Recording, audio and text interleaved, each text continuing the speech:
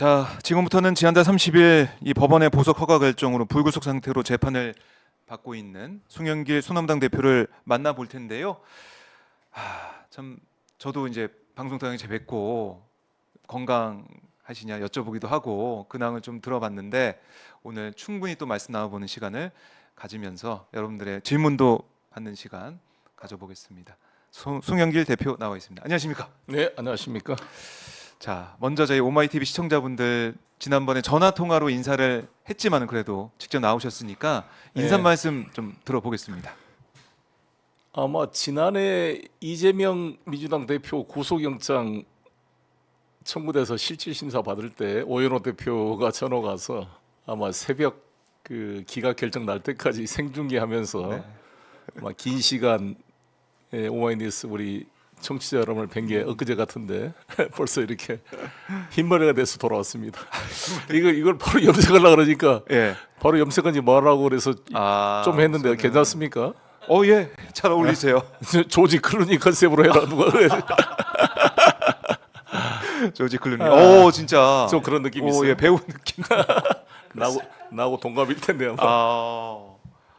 야, 오랜만에 이제 시청자분들 뵙고 또 보시면서 댓글로 응원을 많이 또 해주고 계신데 고진님께서 벌써 소나무당 송영길 대표 응원합니다라고 말씀을 하고 계시고 송영길은 죄가 없다 이런 댓글도 좀 올라오고 있는데 그만큼 고생을 많이 하셨다. 네. 또 앞으로 할 일이 많다 이런 생각을 저 시청자분들이 하시는 것 같아요. 네, 감옥에서 제가 옥중 창당 출마를 하게 됐는데 네. 사실 이번에 소나무당에서 한두 석이라도 원내 진출했으면 큰 힘이 됐을 텐데 네. 아쉬움이 있습니다. 네, 밖에서 어차피 싸워야 될 거고 일단은 우리 민주당과 조국혁신당이 대승을 한 것은 기쁜 일이고 그 보고 싶지 않은 한동훈이 안 보게 돼서 좋았는데 다시 나타난다 그러니까 네, 돌아올 것 같아요. 또. 정말 국민의힘도 스스로의 자기 리더십을 만들지 못하고 네. 자신들을 칼질했던 그 검사들을 다시 용역 칼잡이로 고용해가지고 네. 당 대표로 세우려고 하는 거 보면 참 이 정당 정치가 무력한 것 같아요. 무력하다. 아이가 국민의힘은 윤석열 대통령이 어떤 분하고 전화 통화한 네. 그 기억나시죠? 네. 그 녹취가 또 공개가 되고 했었죠. 쥐약 먹은 놈들도 아니고 자기가 들어가면 3개월 안에 당을 뽀개버리겠다 이런 막말을 했던 게 기억난 것 같은데 네. 정당 정치의 비극이에요. 제가 그래서 검사님과 판사님 앞에 그랬습니다. 음. 검사님께서 이 송영길을 전당대에 돈 봉투를 뿌려가지고 정당 민주주의를 파괴했다는 이유로 나를 기소를 했는데 윤석열 정권 집권 2년 만에 7번 이상의 당 대표를 용산의 뜻에 따라 바뀌었다. 유승민 의원이나 다른 사람 그랬잖아. 이현주 의원, 너 몰라 전당대회 하냐? 조선노동당이 다를 거 있느냐? 지금 이재명 대표를 비판하는데 자기들은 황당한 거 아닙니까? 그래놓고 어때 보면 저 송영길이 민주당에서 당 대표 된 것은 우리 윤보선 구파, 장면 신파, 동교동, 신도동, 친노, 친문, 민평년에 여기까지 구체적인 주류 세력에 속하지 않는 송영길이 당 대표가 된 것은 민주당 역사상 처음 있는 일이다. 제가 공정하게 경선을 관리했으니까 이재명 후보가 탄생할 수 있었던 거 아닙니까? 그런 걸 생각하면 오히려 내가 정당 민주주의를 실천해왔던 사람이다.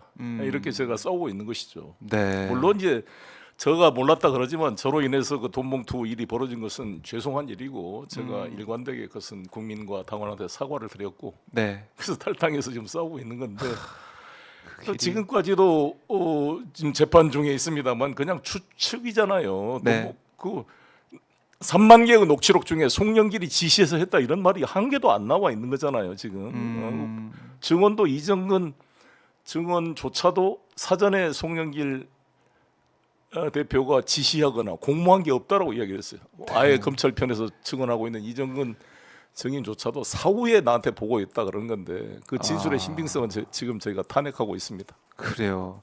재판을 그럼 일주일에 2번 나가시? 한 주는 2번, 한 주는 1번. 그래서 2주에 3번, 한 달에 6번 지금 하고 있죠. 참 나와서도 지금 열심히 싸우고 계시고 사실 석방되고 나오신 다음에 광주를 찾으셔서 그 현장을 저희가 보고 전화 인터뷰도 하기도 했고 그 다음에 또 서초동에 오시고 또 광주에 최근에 또 가셨더라고요. 제가 감옥에 있는데 제 아들 딸들 또 아내가 저 대신 선거운동을 했는데 예. 우리 아들이 나는 아빠 찬스도 없이 아빠가 아들 찬스 받았으니까 맛있는 거 사주라 그래서 네 말이 맞다 그랬죠. 아, 내가 이 광주 갔더니 아들 이야기 이렇게 많이 하더라고요 사람들이. 대신 이제 선거 운동을 했으니까 그렇게 참 얼마나 예의 또 바르고 기특하겠습니까? 말도 잘하고 참. 그래서 광주 저도 시민들 대견스럽더라고요 아들 딸들이. 그래서 네. 미안하기도 하고 고맙기도 하고. 네. 근데 이건 뭐예요? 검사에 문제 제기가 있었다고요? 이 참배를 할 때 함께 있던 분들이 사건 관계인이기 때문에 유의하라. 이런 얘기는 뭔가요? 이게 막 뉴스에 그래서 좀 나오던데. 과한 가서 제가 설명했는데 예. 우리 소남당 사무총장 이야기를 하기래. 아. 아무튼 아직 검찰에서 증인으로 신청된 사람이라면 당연히 제가 만나면 안 되겠죠. 근데 그럴 개연성이 있을지 모르니까 만나지 마라. 그것은 좀 과한 거다. 이렇게 제가 재판장한테 해명을 했고. 네. 예. 그래요. 이 제가 얘기에 보석 대해서 조건이 어떻게 돼 있냐면 예. 제가 용산에 지금 저희 딸이랑 살다가 이제 광주로 이사를 했거든요. 네. 이제 광주 출마하느라고. 음. 광주의 내방동 주공 아파트로 이사를 했는데 여기 이제 딸 있는 이 용산의 주거지를 제한하고 3일 이상 다른 지방을 갈 때는 법원에 신고를 해라. 출국할 때나. 그다음에 사건 관계인 만나지 마라. 이 정도입니다. 그 정도. 그러니까 예. 광주에 한 2박 3일은 갔다 올 수 있는 거죠. 자, 그 여러 가지 조건이 걸려 있는 이 보석 그 이후에 그래도 열심히 활발히 네. 방송 활동도 하시고 그렇습니다. 내일 시민도 만나시고 내일 검찰청 앞에 5시에 또 규탄 집회합니다. 끊임없이 활동하고 있는데 이번 이 총선 결과 아까 민주당 조국혁신당 말씀하셨지만은 네, 네. 지금 국회 상황을 보시면은 여러 가지도 생각을 많이 하실 것 같아요. 특히 민주당이 21대 국회는 좀 다른 모습을 보이고 있지 않습니까? 네, 네. 또 특히 야당으로서 11개 상임위원장을 가져와서 일을 시작했고 7개 상임위원장도 가져올 가능성이 크고 네. 민주당의 이 어떻게 보면은 선명성을 좀 보이고 있는 네. 야당의 모습 어떻게 평가하고 계십니까? 잘하고 있다고 봅니다.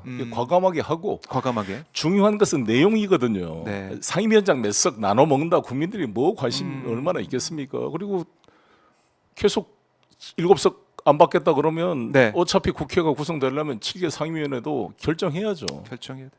제가 당대표도 했댔잖아요. 나중에 자기들이 이제 들어온다 그러니까 양보를 했습니다만 일단 상임위를 열어서 민생 현안이 쌓여있기 때문에 상임위원회 구성하자마자 상임위를 열어서 계속 회의하고 네. 장관 출석 안 하면 진짜 구인장 발부하고 다 해서 법대로 해야죠. 아니 법정에서 지금 선거운동 중인 현역 국회의원 야당 대표를 법정 선거운동 기간 중에도 출석해라고 해서 출석했잖아요. 맞아요. 그러면 삼권 분립상 국회에서 다수당이 상임위원회에서 장관 오라면 와야죠. 안 오면 동행명령 구인장 발부해서 데려와야죠.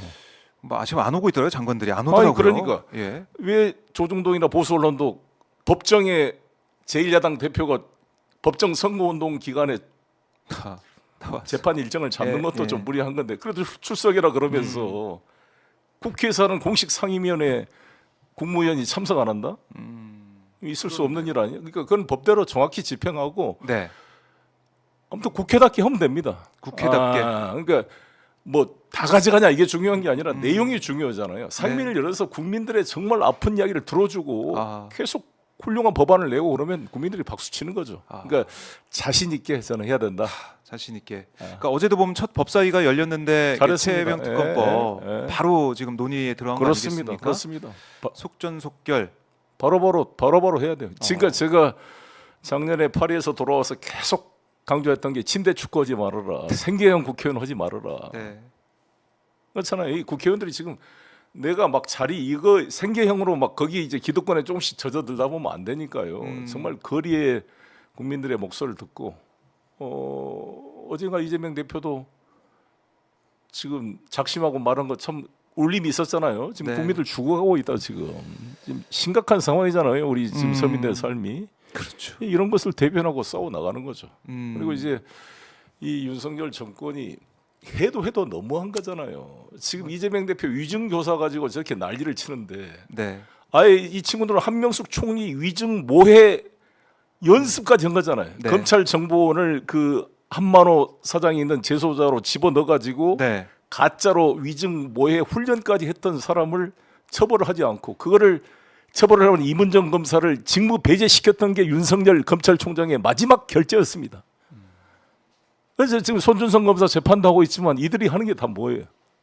이 검사들이 뭐 전부 전체를 말하는 건 아닙니다만 이 윤석열 사단의 정치 검찰들이야말로 이 위증 교사, 모해 위증 훈련, 증거 조작의 달인들이 이재명 후보 지금 위증 교사 사실대로 기억대로 말해달라 이걸 가지고 난리를 치고 있는 거잖아요. 네. 아하.